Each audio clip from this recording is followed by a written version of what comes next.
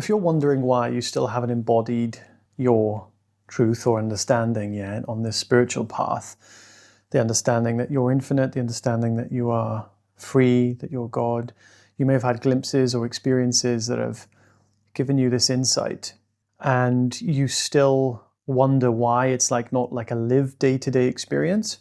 Could it possibly be because you are literally realizing the fact that you are God?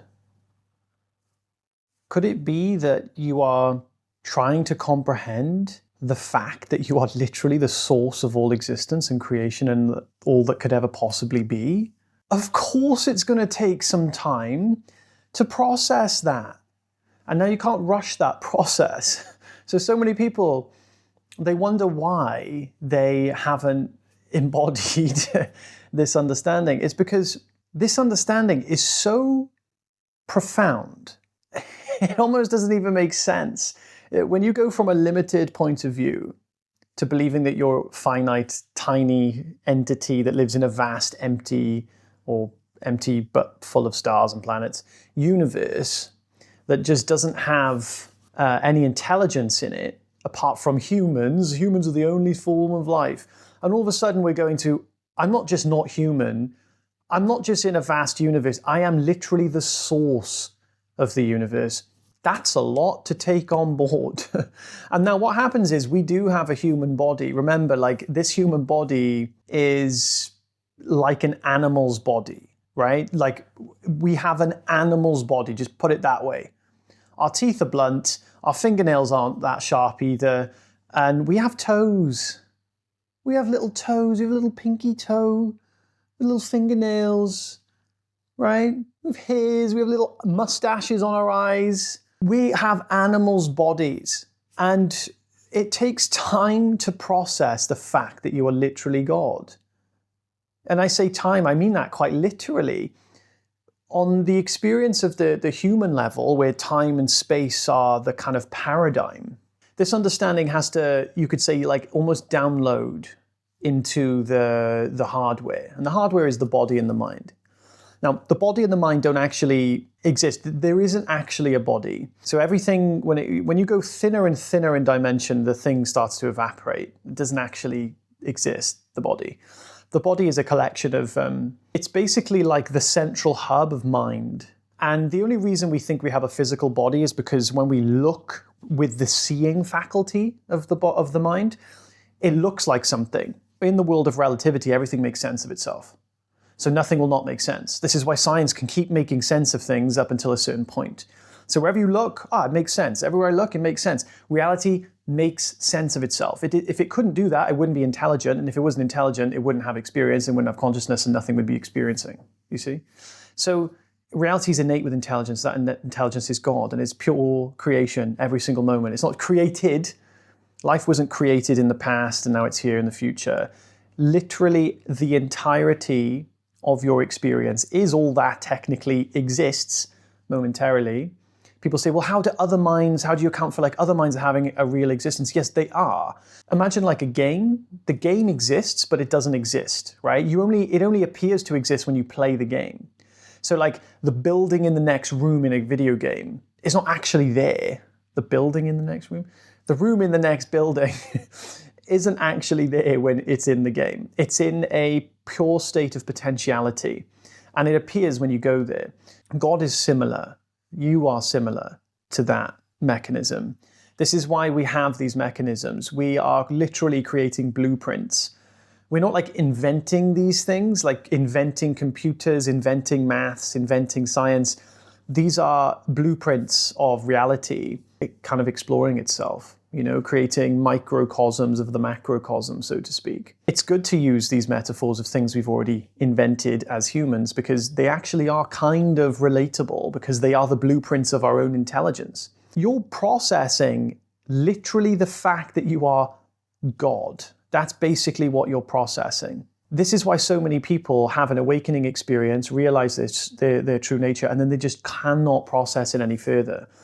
Your nervous system is still adapted to protect yourself, you see? The body, the intelligence of the body, it moves in the direction of protecting itself. So the body basically has, like, you could say, almost like a mechanical intelligence that adapts depending on the consciousness that is observing it. And it doesn't instantaneously make that transition. So whereas your body is looking to, you're looking to, live this freedom, so to speak, but the body's not actually, doesn't have a clue what's going on. So it feels like the body's under attack, right? This is where we get the fear of death from when we get closer to the flame on this path of self-realization. And the body will want to protect itself. And it will come in the form of thoughts that doubt and fear what you have knowingly understood. So it becomes like, I know the truth of what I am, but I keep having thoughts that doubt it. Because I have those doubting thoughts, I'm not sure whether they are wisdom, like my own natural intelligence that's wise and is making sure that I'm not just insane, or maybe I'm actually wrong. And you start to lose the capacity to distinguish between what you know to be true and what your thoughts are telling you is true. This is where you have to activate your intellect. And not just that, but you have to learn to process this understanding in the body. And you do that by letting the body breathe. I don't mean literally let it breathe. You do let it breathe, but you want to literally, the sentiment of letting the body breathe, you basically will have these fears and doubts. And now you want to allow the fears and doubts to be there with like this loving, governing presence. So just like, imagine you have a daughter and she thinks monsters are under the bed. You don't go, no, they're not under the bed. Stop bloody saying it. They're not under the bed. You don't keep doing that with the daughter, right? You don't go, oh, daughter, yeah. Do you think the monsters are under the bed? Yeah, well, no, they're not. Surely they're not really. You don't start potentially like accepting the fact monsters are under the bed to her, right? You don't go, oh, are you sure? Did you see one? Did you see the monster under the bed? Let me just double check, right? You don't start to get convicted, when a child says Santa Claus is real. You don't go, no, he's not, is he? Are you sure? Did you see him? You don't start buying into it. In the same way, you must learn to, this is a high level of intellect, by the way. Intellect is the capacity to see through truth and illusion. You must develop the intellect so that you no longer have to keep questioning, for one, whether Santa Claus is real or whether the monster's under the bed. That's what a sharp intellect is the capacity to see truth and then just drop something at the will. But you don't drop it as in the fear will stop. You don't drop the fear. The fear will still come up. The child will still try to convince you Santa Claus is real. They'll still try to convince you that the monsters are in the closet or under the bed. But you just go, I understand, yeah, okay, yeah, don't worry, I'm here to protect you, I'm here to be with you, right? To the child anyway. You don't try to convince them it's not there. I mean, you can show the child, like my dad, even when I was young, look, no monsters in the cupboard, and I'm like, yeah, I don't care, maybe they're just hidden right now, right? I still wouldn't give a shit if he tried to convince me otherwise.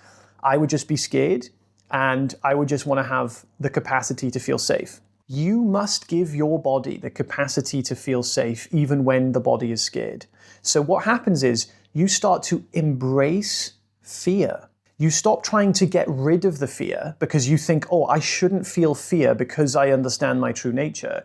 You start bringing your loving, governing presence to the fear that you feel in the body and the doubt. So basically, you want to have such a sharp intellect, and I do thought yoga, which is exactly how I can show you how to do this in my community. You want a sharp intellect so that you can drop being convicted by something that is illusory. And by the way, this is the highest level of compassion. Compassion is the highest intelligence of wisdom and the intelligence of love.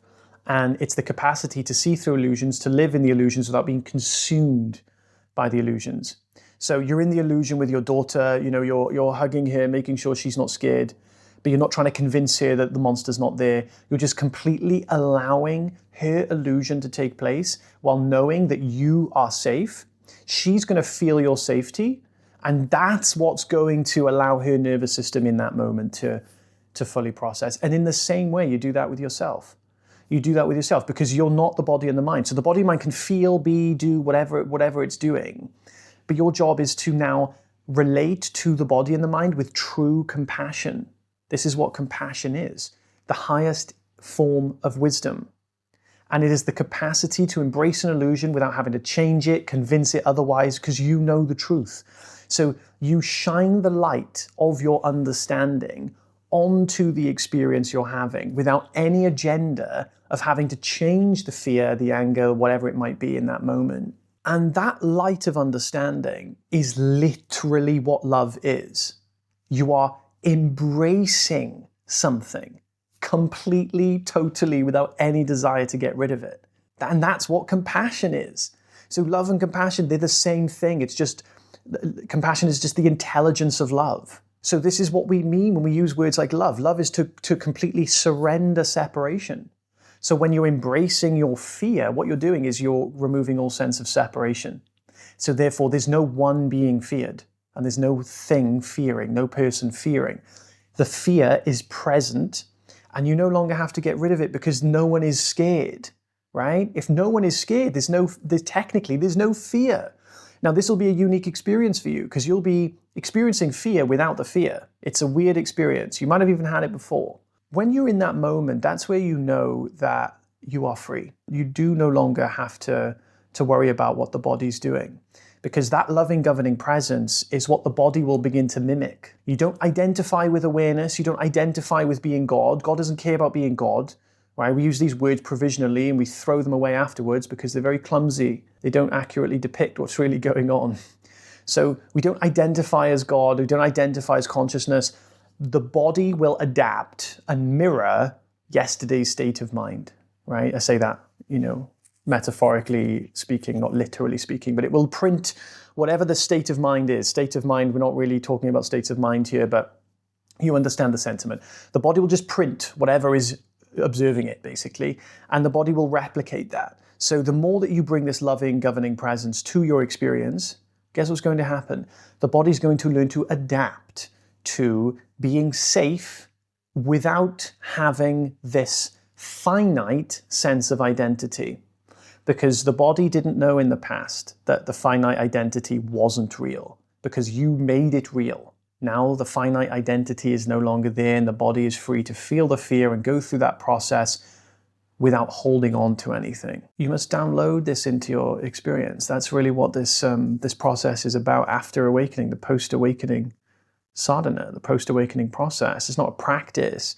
It's about, you could think of it as a practice in the sense of, you now have the opportunity to give love to places that you never thought existed and that you never thought you could. What a fantastic opportunity that is.